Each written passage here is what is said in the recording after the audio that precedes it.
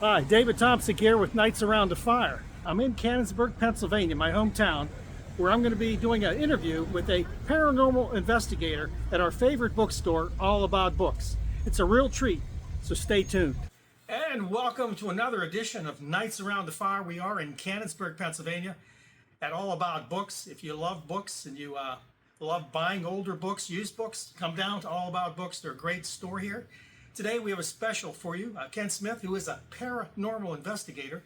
He's done plenty. He's been 15 years basically investigating sites pretty much everywhere, especially in southwestern Pennsylvania. And today he's going to give us some of his top hauntings, and he's going to explain how he does it. And we're going to start right now. Ken. All right. Hi, everybody. How you doing? Thanks to Lynn and Michelle for getting us here at All About Books. My man Dave, Susan, all these other people that wanted to interview me, that's great. I have been doing this for 15, the Thursday before Christmas of this year is when I started 15 years ago.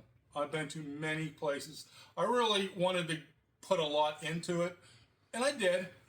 I'm just a normal guy. I am not an expert. I just did some reading, did some studying, and did a bunch of on-the-spot investigations. I got with a bunch of people, and before you know it, all this time has gone by, and I'm here. I don't care if you believe or if you don't believe.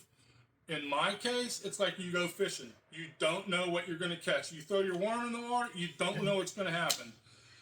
I think my reason for all the success I've had is how many times I've went, the frequency I went, all different places. Now, I did a little bit of homework. I can only show you this for a couple seconds because there might be some personal information on some of the places I've hunted. All these places I've went to, okay? I'm going to hold this up for a couple seconds. I'll talk about the big ones. A lot of them are private homes. We don't want to, offend there's a line anybody. you won't cross there. Yeah, we make a promise we're not going to tell anybody. A couple of real big ones are like Carrie Blast Furnace, like Connie Hotel. And there's so many other places, Madison Seminary, Waverly Hills Sanatorium, all these places we went to, and stuff has happened. The biggest thing I can tell any investigator, especially anybody starting out, or probably the ones who are a little bit more seasoned, take notes on every single place you go. Every voice you hear on your tape recorder, every picture, but take notes and do it like within a day or two so you don't forget anything. And then if you have to, you can refer back to that. If you go back to the same place through another investigation at that place, you have notes already. You have names. You have what happened there, and then you try to make it happen again. But yeah, I've been to a bunch of different places. I've been to a bunch of different states, and we're going to talk about some of that stuff today. So, Ken, I know you mentioned a few sites we're familiar with here in southwestern Pennsylvania. Of course, a lot of you are watching this around the world. Yep. The Carrie Blast Furnace is a steel mill here in southwestern Pennsylvania. It's closed. Yes. It's been closed for a while. If you look at the building right now, and we're going to put a picture up of what it looks like, it looks creepy to me. He's talking about Connie. That particular area is where they had an amusement park in a very old hotel. Yes. I've been there, and I'll be honest with you, I was in the hotel back in the day, and again, I'm no paranormal investigator, but it was creepy. Ken's been there numerous times. So let's start with those two, Ken, and okay. Maybe with the Carrie Blast Furnace, which is very interesting. We'll start with Carrie Blast Furnace. I've been there 15 times maybe on investigations. That's enough. It's still open per se for tours and they do metal work. It's run and owned by the Rivers of Steel, and I know I'm personal friends with a few people there. That's how I'm able to get in there that much. Crazy stuff happens. It is haunted. One of the rules of thumb is any place that has human suffering, deaths, pain and suffering, jails, hospitals, really, really, really rough places of employment. And back in the 1800s, when there was no OSHA, there was no protection of the workers, anything like that, stuff happens. And what we believe that gets imprinted on the walls, the ceiling, on the floor. And when we go in, we try to bring something up to try to loosen that up and try to get a little bit of proof. We do tape recorders, little digital tape recorders, because when a spirit talks to you like this, you can't hear him with your regular ear. But it takes the little digital recorders to pick that up.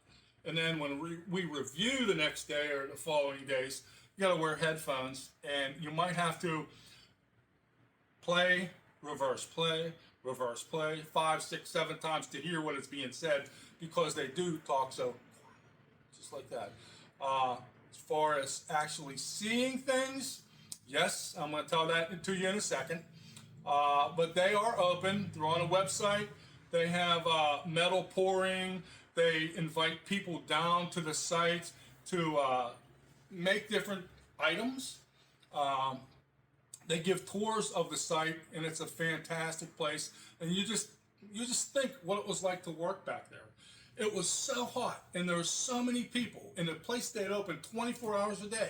And it was just all this stuff going on, and it was really a tough place to work at. So there's human misery.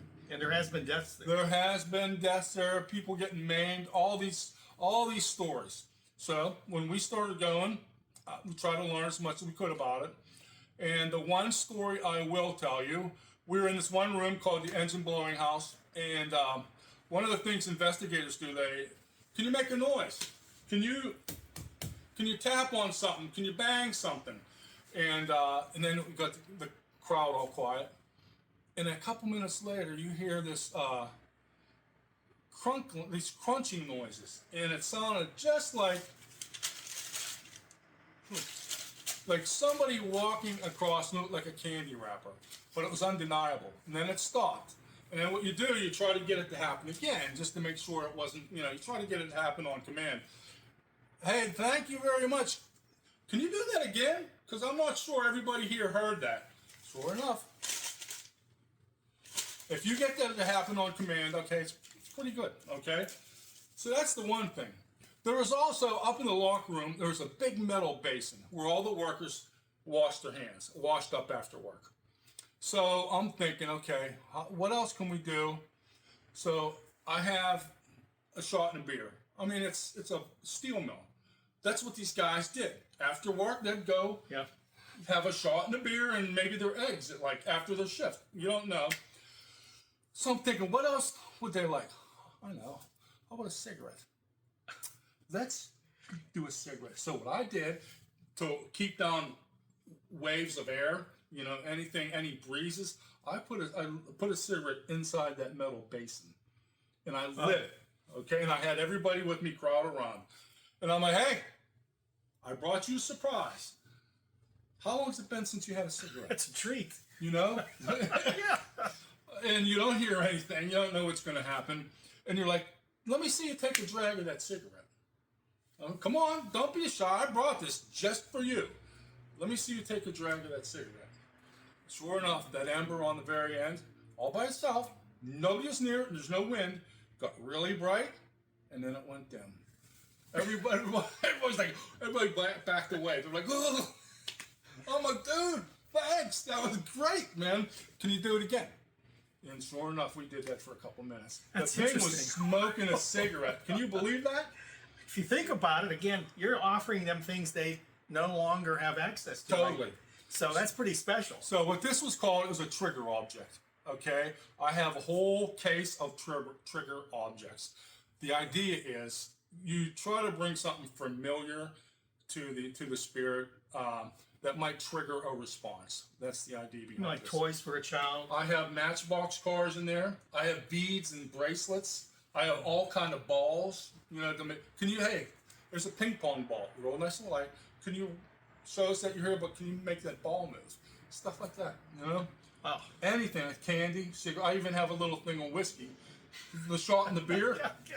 I pour a little bit of Canadian Club into a shot glass, and I light a cigarette for him. I mean, who wouldn't like that? I mean, these are ghosts. That's how they used to live. We think. Anyway, so. Wow, Carrie Blasbergs. By the way, I'm going to put a link in the description box to that. You guys are interested, you can take a look. And if you're in the area, you can take a tour, because it is a a pretty fascinating thing. And of course, Pittsburgh is a beautiful city.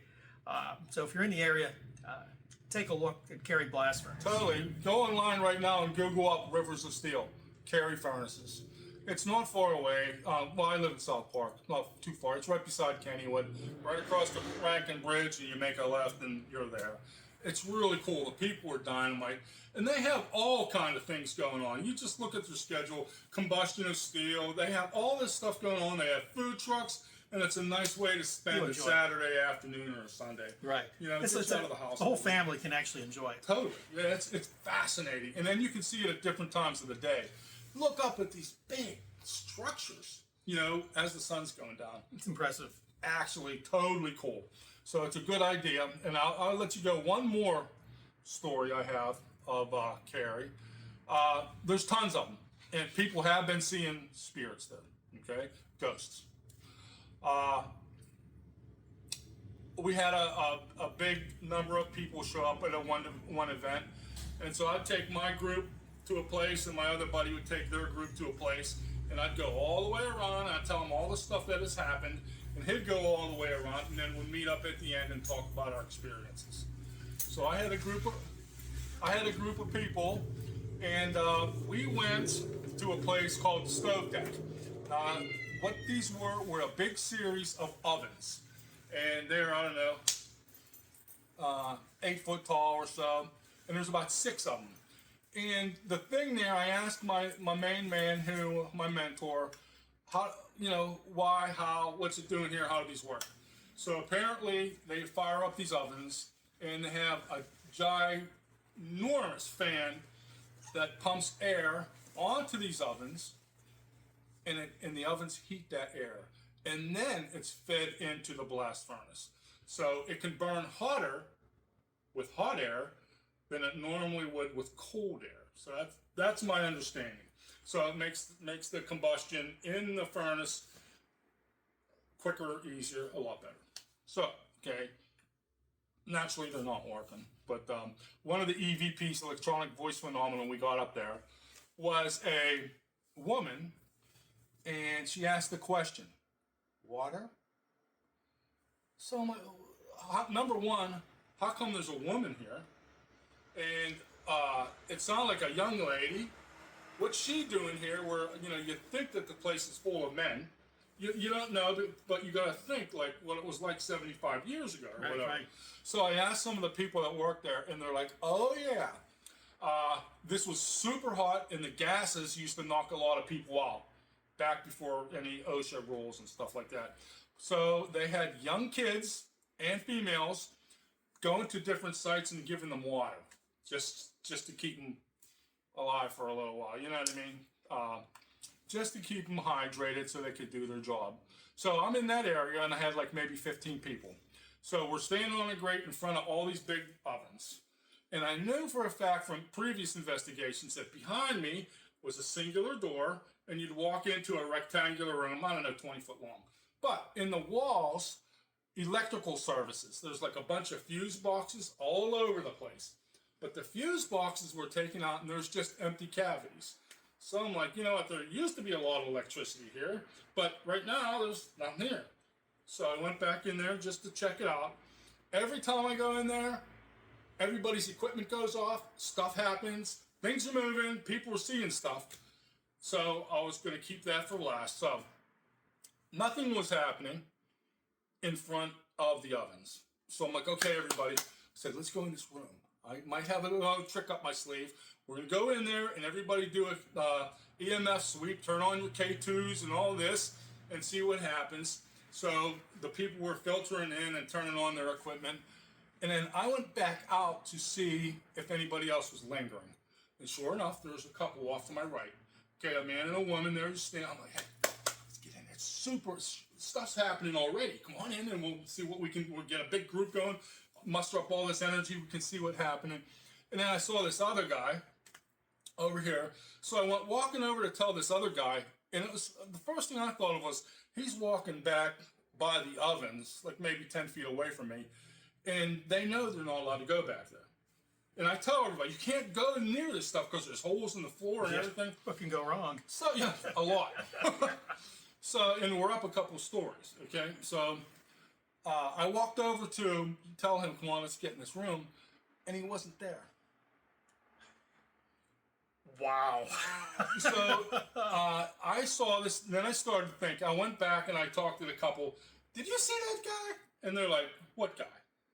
So I'm like, okay. So this one hit me. I had to go down to one knee, and I'm like, what just happened? Am I Matrix? Am I making something up in my head? Does my mind want me to think I saw something? So I thought about this for a couple of days. I did see a spirit. I did see a ghost. And the reason I'm sitting here telling you that is I don't have pictures. I don't have any video. It happened too fast, and I just wasn't ready. I'm running a group. I didn't have time to set stuff up. I could describe this guy to a T. Tall dude, about 6 feet, 6'1", husky. He had brand new blue jean coveralls on. There wasn't any grease marks. There wasn't any marks on these coveralls all the way up.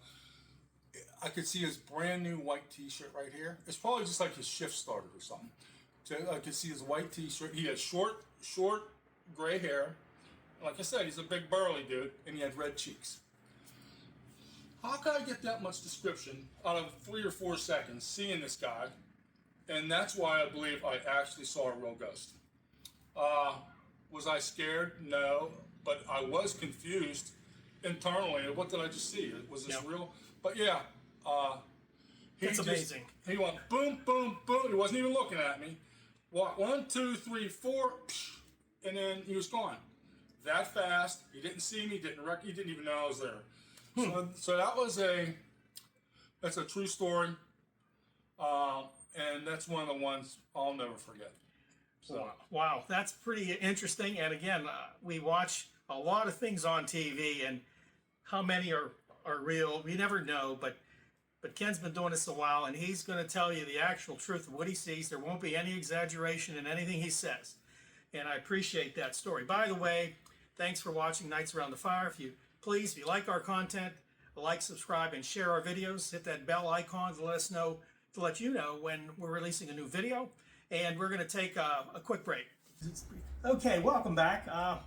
Our main researcher here on this topic is here today. She came in, Sue Taylor. Thanks for coming. Hi guys. She had some very important business to do, but of course, this is the number one thing right now. Talking to Ken Smith. We're back.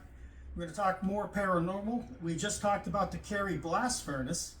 Very interesting. Again, I'm going to leave a link in the description box to that. If you're in the area, it's a great tour. So Ken, Yes. we're going to go with number 2 on your list. Okay. I think I'm going to go with Nemacolin Castle. Okay. It's in Brownsville, PA. It's not that far away. You know, even if you're leaving Pittsburgh or even North Hill, it's not that bad of a drive. Being there a number of times, I have stories about that place because I take notes and I know everything that happened, when it happened. I even know what the weather's like when I go to these places because that's when you get really into this. That's all important. So anyway, getting to know the lady in charge. I don't know if I'm allowed to say her name, so I won't. Dynamite lady. I've been there 10 times. The main reason I've been there 10 times is due to the extreme activity. Nemacolin Castle. Now, I remember one time we were all done. The way this all happens, a handful of friends of mine want to go ghost hunting. I'm like, I've never did it before. No problem. Got a handle. I went ghost hunting, and that happened to be 15 years ago. First place we ever went was the Broughton School. Stuff happened there that I'm like, really? I'm like, what just happened? And I had to learn more about it. It was not normal. It was paranormal. So I got bit that night. So that was a bunch of stuff happened at Broughton School. I mean, on tape, you hear kids running through the hallway. It's like 3 o'clock, they're running for their bus. We have that on tape. We heard a thing. I know I'm off the beaten path. It's here, okay. okay? That's okay. But I'm telling you, so anyway, we were doing a summer picnic there. My one buddy had to walk to the end of the building, which is about as long as a football field, and go to the right, the last room on the right, and open up a door so we could get some ventilation through there. So I'm like, you're not going alone. I'm going with you. I'm the bold and gutsy one. So I followed him down. He made the right turn into the room. And as I stepped through the door, you hear psst. I mean, like right here. He heard it and turned around and says, what? I'm like, dude, that wasn't me. That's called a disembodied voice. Oh. And when you hear, I've heard like 3 or 4 of them in my career. When you hear that, it's absolutely amazing because it comes right here to your ear. It is really, I know it can scare a lot of people, but it's so cool. When you're an investigator, it's like, this is like crazy. I can't believe that just happened. So that's what happened there. So we did a bunch of places like that, and people kept coming up to us and saying, hey, this is really cool. How can we do this? We can't do it because, you know, it's going to wig you out, and it might wig the people out. The investigations we go on. Does. So we can't. You have to be into this for a little while. And so so many people ask us, we decided to take people ghost hunting at known locations and charge them.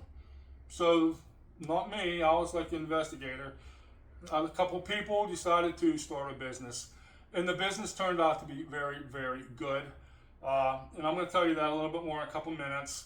But we were very successful, and we had like over 100, 120 people coming and ghost hunting with us every night. Normally Friday nights and Saturday night, mostly at Connie Hotel, because that was a big place, and we could do that, and the people could spend the night, and the people could have dinner. It was like a really cool thing to do.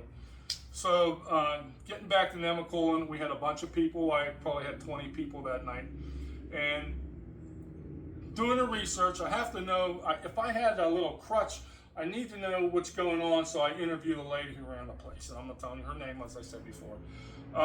She said, you know what, there is a spirit here, and you ask her to smell flowers, and she will make the place smell like flowers.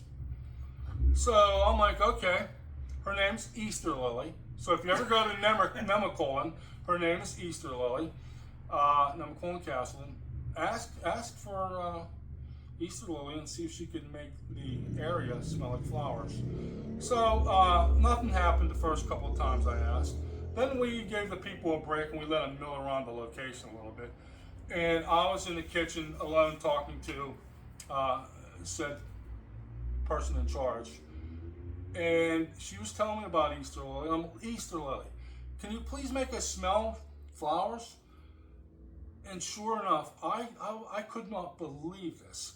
The smell of flowers was so strong. I looked at her, she looked at me and smiled and said, I told you. Without even knowing, she said, I told you. And I'm like, this is unbelievable. Now, spirits are known to manifest that way. Sight, sound, smells, and even taste in your mouth. You know, like iron or blood or cigarette smoke, something like that. They can manifest whatever way they want to. Easter Lily chooses to manifest in the smell of flowers. And I'm like, this was amazing. But here's the way you got to check it if you're a serious investigator. It doesn't last for the duration of the night. It should dissipate in like less than a minute. And it certainly does. Okay, that way you know it's nobody wearing perfume. That way you know the heat, air conditioning isn't blowing somebody's cologne in from another room. Right. So I even walked along. The people were all milling around. I even walked along and to check and see if that smell was anywhere else, and it wasn't. And I went back and told her, I'm like, no, I don't smell it anywhere else. And so the break was over, so we're getting everybody back into the rooms. And I just happened to ask if Easter Lily would be so kind and do it again. Sure enough, the smell of flowers was overwhelming. And I thought that was just so cool. That, it's not mean. It didn't scare me. It didn't scare anybody. But it's just like the stuff you read about and the stuff you hear about. This is an example where it actually came true. And it was amazing. And the second thing, yes, I still have another one. You go up the steps, The first room on the right, we call it the Starch Lady. Starch lady? Starch Lady. Okay, let me explain. You go in here, it's just a bedroom. It's a small bedroom. And you say hi. You're always polite. You know, you don't need any negativity. Always be polite. Treat them like you want to be treated. Say, ma'am, we heard stories that sometimes you get on your bed, you roll around. I mean, you sit up on your bed, and if we can you make this smell like you're doing the ironing? Can we smell the spray starch, you know, in the air maybe? Because that's what we were told. You know, the person that runs this place, she told us about you. We know about you. Can you please let us know you're here? Either by sitting on the bed or making us have this smell. And so what I did for the bed, one of the things we have is called a geophone. It is a very sensible little battery operated device, and it detects vibration. So I put the geophone right on the bed. I mean, you know, we're not anywhere near it. I had to make sure the whole crowd was backing away from the bed. Just make sure nobody's near the bed in case something did happen. Sure enough, little yellow light starts flashing. You know, not a lot, just a couple times. And the little indentation. And I'm like, everybody's like, oh, you know, because it does get you. And it even gets me. Yeah. The smell of starch came in. It was overwhelming. You remember years ago, maybe not too much now, when you used to spray your clothes. I don't know anybody who uses starch anymore. Yeah, but you remember it, though, I do right? remember it, and it had a distinct smell. And it was overwhelming, and everybody smelled it. So I thought that was another way this woman chose to manifest. And then the last thing, I got two more things about Nemacolin. There's a whole bunch more. I'm just trying to get to the highlights of them. One night after all the people had left, we probably had 30 people that night. One night after all the people left, me and two investigators and the proprietor, the lady who with the keys, she's a dear friend, by the way. She did horror stories out in California, by the way, for you know, Hollywood. But she's really into what we do. So we're all sitting in one room, and our stuff is collected. We're talking about the night before we all load up our cars and go home. The noise, the amount of people running back and forth upstairs, and it's an old building and creaky floorboards.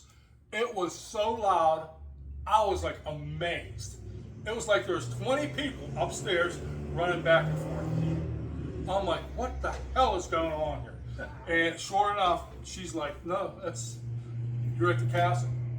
That is what happens all the time at the castle when nobody's there. It's wild. I mean, when you actually hear it, I'm like, I was amazed. I'm like, I didn't know whether to run or be scared, or I didn't know what to do. You know? So that's real. It's probably on tape somewhere. I got so many hours of freaking audio tape and stuff like that. So I'm going to finish off the Nemacolin one with my final story. Before all that happened, I was rounding up all my equipment. As you guys know, I got a bunch of equipment. Yes. You know, I'm trying to see when you're a professional business, everybody's paying money to come and see a ghost. I don't have any power over that. I cannot guarantee you're going to see a ghost. Right. Okay? I'm just showing you what we use to try to make something like that happen. You know, the cameras, the recorders, all the different sensors we have, the electrical devices, sensitive electrical devices, trying to make something happen. So if the spirit doesn't want to talk to me through that, maybe it will talk to me through that, or maybe it gives me a better chance of making something happen. So I'm up there getting all my stuff in my little cases, and I was finished, and I went past the storage room, and I was standing at the head of the steps with two of my briefcases, and I paused for a moment, and I'm thinking, okay, do I have all my stuff? What am I forgetting? Because I always forget something. What am I forgetting? And while I was standing there on the top step, I just happened to look over right here to the starch room. There was a full body apparition. I don't have it on tape. I don't have it on film. I didn't take any pictures of it, no video, anything like that. She was a little tiny girl. She was a woman in period dress. She was in one of those, she looked like she was just attended a funeral. She was all in black, and she had a black veil on, something that you wear about when you went to a funeral 100 years ago.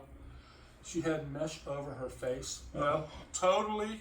She was tiny. She probably weighed 80 pounds, and she was leaning against the door. But the thing was, she was staring right at me. So do you think she actually knew you were there? She knew I was there, period.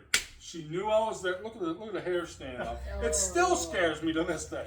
So yeah, so the lady in the store, look at my legs. Yeah, he's I'm like, wow. So he's remembering well. yeah, totally. So anyway, and she just looked at me with big eyes and zero expression. I did not see her move. She was just like totally still, totally staring at me. And naturally, it caught me a little off guard. And then I'm thinking, hey, you're on the top step. You know, you better make sure you're not going to fall. So I looked down and I looked back over, and she was gone. that quick. That quick. Most of my experiences only last a couple seconds, but I don't go in there with any preconceived ideas what's going to happen. I don't do that. If it happens, cool, but I'm not going to make anything happen. I'm not going to be responsible for faking it or anything like that. I'm telling you what I experienced. And if you want to give me a polygraph, go ahead, because I'll pass it. So it's just that simple. Just to let you know, Ken and I talked before the show here. We're going to do a show just on his equipment, up close. He's got a lot of equipment. I know people are fascinated by what people who research this use. He has pretty much all of it. We're going to go piece by piece and let you know what they do when they go to a sighting, what the things do. It is very interesting. And again, as Ken mentioned, sometimes you don't need any of that. You just turn around and there's an apparition staring back at you, which would really creep me out. Totally. Wow. And the thing is, that's not the only time it happened. There's a little list here that goes along with actual things I've seen. Wow. That's amazing. It totally is. We don't mean to scare you. I think I'm very curious, and I sort of like try to gain evidence to try to convince me. What is it after we die? Where do we go after we die? That's the answer everybody wants and nobody knows. Because we don't know. We think we might know. But we're just trying to prove existence. Is it going to be a safe, happy place when we go? Are you going to be upset? Are you going to be miserable when you go? How come you don't pass over? How come you don't go, through the veil and to a different place? Are we all in this together, or some pass over? Like to be with their families. We just don't know the answers to these questions. It's a mystery, yeah. Yeah. I 100% respect for every single minute I spend doing this. Absolutely no BS. It happens, And I'm merely sitting here telling you what I've experienced, and it left such an indentation in my brain. I tell you, as far as bringing anything home with you, everybody's afraid of that. Bringing something home and it has an attachment. From what I read, yes, it's possible. But all the places I've been to and the people I know that's done it with me all these years, nothing bad has happened. I do know all the signs. Since we were doing like 200, 220, 230 people a weekend, I felt responsible to learn as much as I could in case something big would happen. What I mean by big, a demonic sign, something like that, somebody getting hurt, thrown down the steps, something physical. I wanted to protect myself and everybody I was basically teaching. So I did a lot of studying on it. I know a bunch of demonic will leave signs. Somebody calls you on the phone, say, hey, my house is haunted. Okay, what's going on? And you listen and see if they have any of these signs, okay? I'm going to tell you a couple of them in a second. If I see any of the signs, personally, I do not get involved, period. Okay, it's just that simple. I will not mess around with the demonic. or anything diabolical. So I just stay away. Some of the signs: getting scratched by 3s. 4, no. 5, no. 1, no. 3, knocks in 3s. Anything in triplicate. What they're doing, they're trying to highlight the Catholic Father, Son, and Holy Ghost. They're trying to make fun of that, and that's what they do. Smells, rotten smells, dead meat, sulfur, stuff like that. Scratching on the walls, loud bumps, not like a poltergeist, but loud bumps and scratches, people fighting, dead bugs. A room where you got by a window and there's 300 dead flies, 300 stink bugs, stuff like that. It's just like the demons know that you're coming and they don't want you messing with them, so they try to scare you and try to get you out of the house, stuff like that, because they're afraid you know, like if I was a priest going into a house, there's going to be a confrontation.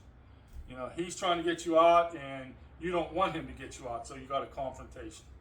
We did this one house with a young kid. He was acting out. His mom said, "You got to help us. He's getting crazy." And he's a young teenager, and you know, all kind of shit's going on. Sorry about that. Bleep that. It's okay. I'm gonna use that swear word. Right.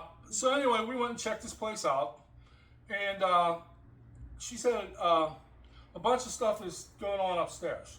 So we were in this old farmhouse.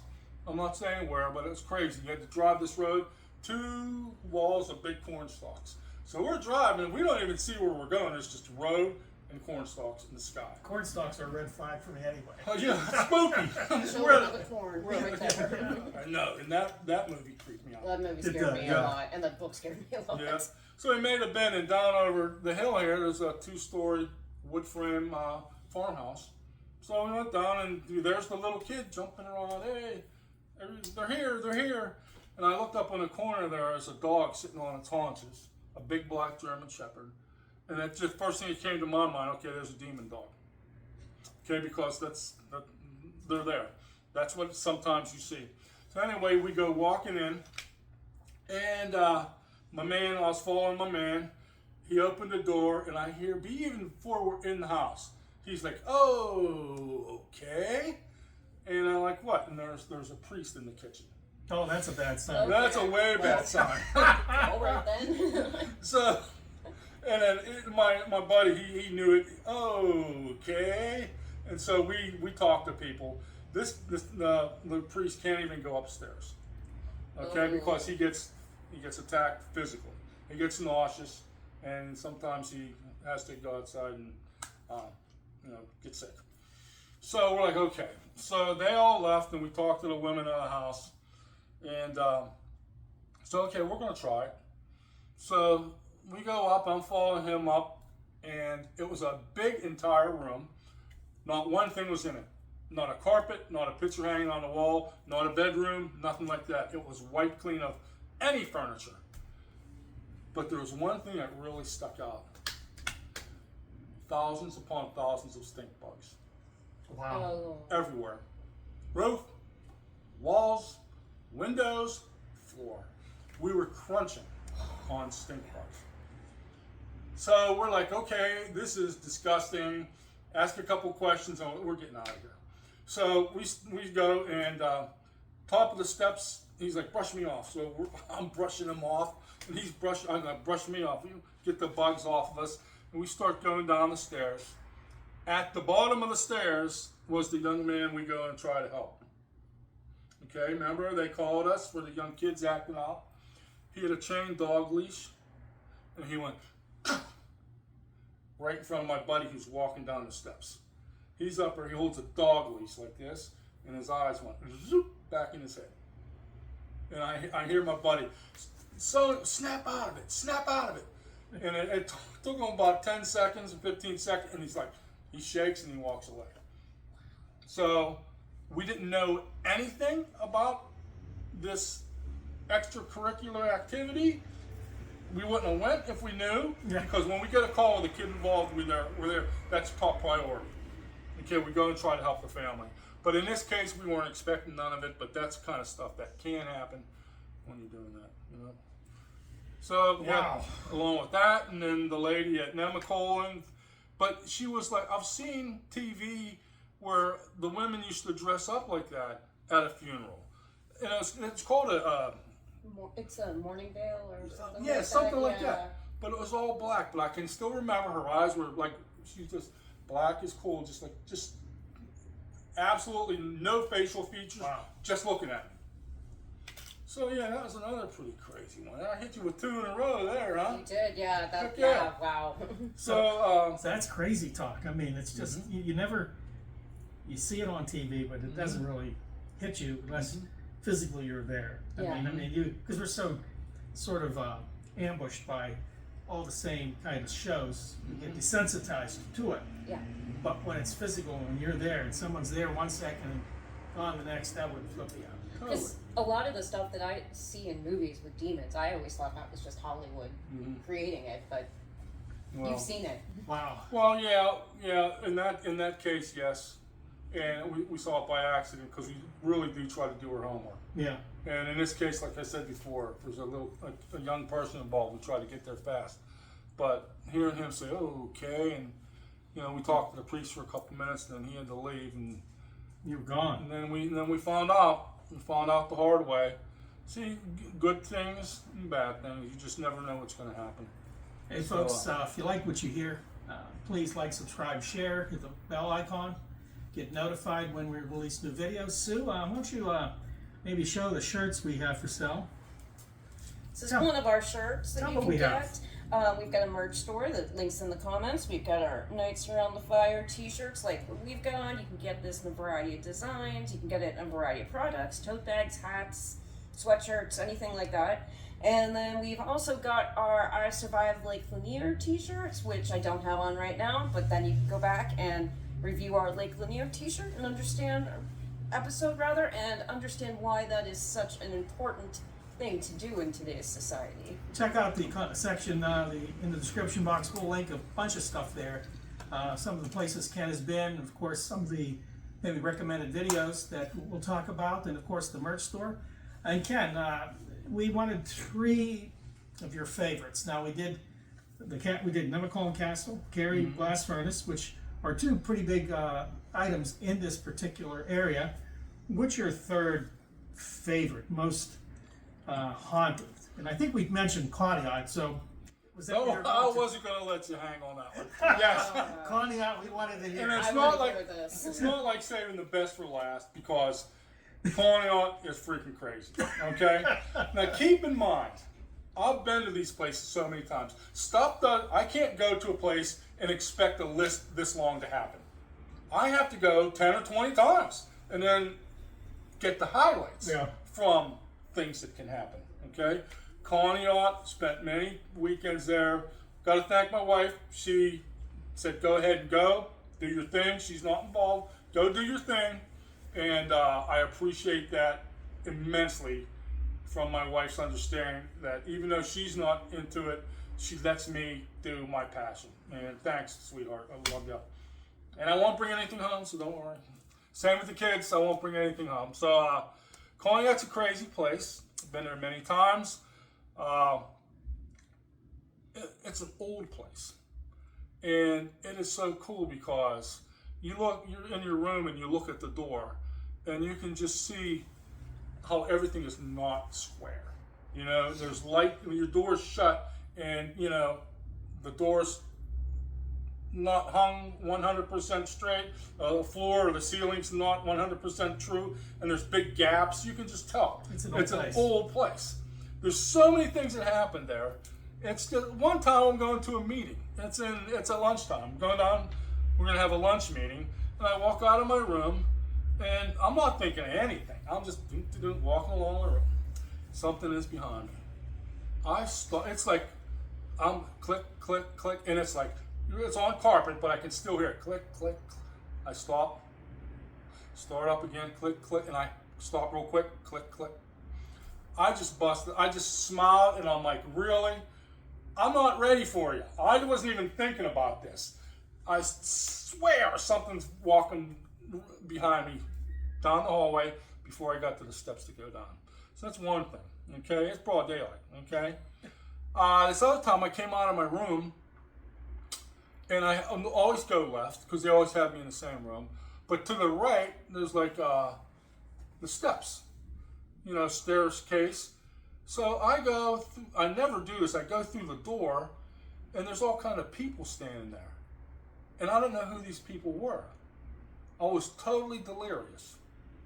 And this is a mental attack, okay? Psychological, whatever you want to put it on. And it was just like I was in a dream or a daze. So I'm like, this ain't right. I turned around and I went down the hallway. But it shook me up so much. When I got to lunch, I checked with a couple of my friends, and I'm like, check this out. Just what happened to me. Here, it happened the same exact thing to a buddy of mine. He said, Kenny, that same exact thing happened to me. I'm like, geez, that's totally weird. You just never know how they're going to manifest. But it caught me. I was in a place I didn't know where I was, and I snapped out, and then I went, you know, down my hallway. Nobody's following me or anything. But people get their hair pulled. Oh. Women get pinched in private places. That stuff happens. People get scratched. Here's a cool one. I am down in the cafeteria area where we all have dinner. Not the main ballroom. Downstairs where you have your lunch and breakfast and stuff like that. It's a big room. And there is another woman there. She was owner's wife. She was ironing tablecloths and getting ironed fresh linen on the tables for lunch. I'm down there preparing for my evening because that's where I was going to be, down in the kitchen cafeteria area. I take a lot of trigger objects like we talked about before, trying to get a response whatever way I can think of. In this case, I had a pinwheel, you know, multicolored pinwheel. Yeah. And I had a nice 2x4 base. It was real nice. So I'm setting my stuff up, and there's a window here and a fireplace right here. And I pull out and I put the windmill, the thing right here, and I'm over here doing something by the fireplace. And I look, I'm like, I forget the lady's name. Look at this, look at this. The thing's going 1,000,000 miles an hour. I'm like, got my phone. And I tried to film it. Okay, I got my phone and I tried to film it. As soon as I hit play, it slowed down and stopped. Just that fast. I can't think this stuff up. That's exactly what happened. It was going really fast. And was I scared? No. Was I confused? Yes. I'm like, and you know, I'm a pro.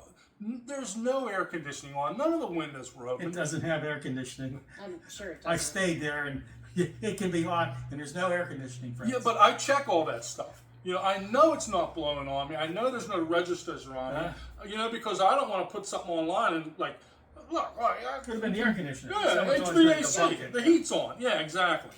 So that was really crazy. Okay, so let me explain to folks. Connie was an amusement park as well. Beside it, yep. Right next to it. Very old amusement park. It is now closed. I believe the structures are still there. I'm pretty sure. Okay, now you've I never believe they might be rebooting it. really. They I might think be, they're cleaning it up.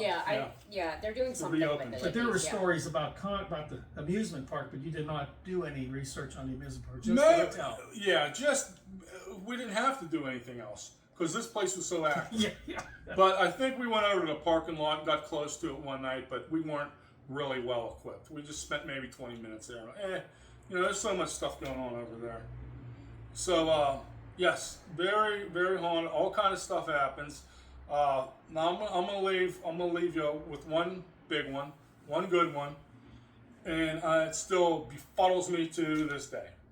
So there's when you walk in, there's like a big foyer, okay, and then the steps that go up to the right, and then the counter where you check in. Over here to the right is the bar and restaurant, and then you go this way down the hall, and there's another room off to the left, and then you go down the steps to the breakfast area, down to the kitchen, okay? So, the lady who works the counter is married to the cook, my man Tim. Always takes care of me. And so I'm there leaning against the counter, nobody's around, and I'm BSing with her. Dynamite lady. And I was probably there like 10 minutes or so. Just bullshitting, talking about, the night and what we got planned for tonight and this and that. And then I look, and the two front doors open up, and here comes a man and a woman in. The man and the woman had like them tan London fog, long, like a overcoat. Trench coat. Yes. And it was brown and tied around here the waist. The woman had the same thing on, but the woman had one of them floppy brown hat that matched her coat. A big floppy brown hat. It was wintertime. I guess they were wearing the right apparel. And I looked at them coming in, and cool. And they kept walking right past me. I guess they were going down the steps.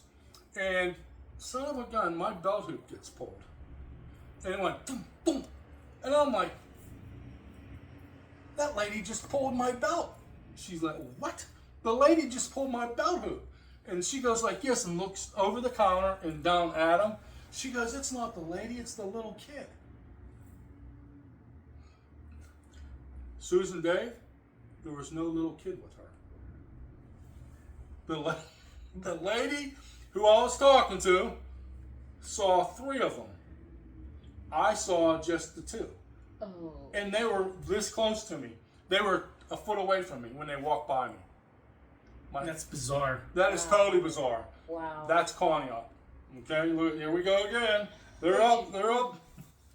Wow. Yeah. No. So 2 of them come in period clothes. They all had London fog on. They look great. You didn't even think nothing. You can't see right through them. They were solid bodies. They walked by me. But they belt. didn't acknowledge you at all. No. Just walk right by. Other than pulling my belt Except for hoop. the kid that pulled your belt loop. Yep. And I'm like, and I looked and I saw their backs walking away from me, ready to go down the steps. She bends over the counter and goes like this, and she goes, it was the little kid. I'm like, what little kid? It's amazing, huh? So I'm assuming that the staff there is used to this. Yes. They know. Yeah, so Yeah. it's nothing new to them. And of course, we've watched some of the History Channel programs, and people that work in these places tend to get used to that, or they leave, I guess. Well, look at a hospital. I hear that all the time. Nurses, they know there's a floor or a room that's haunted, and they either deal with it or they don't deal with it, or when they have to go to that room, they take somebody with them, or go downstairs to get a light bulb. They take somebody with them because they know downstairs. Strange rules to apply here. Don't go alone in the basement. You know what? I don't like going alone anywhere. Okay, just plain Good and safety simple. tip from Ken here, Yeah. folks. And you know what? Actually, there's a little bit of intelligence behind this. You never want to go anywhere by yourself because the other person should keep you grounded, so you don't Gotcha. get scared and run Gotcha. away. That's fair. The other thing is, you got to witness. Even though you don't have time to get a camera or anything else, Right. you got to witness somebody who will vouch for your story. So that's exactly.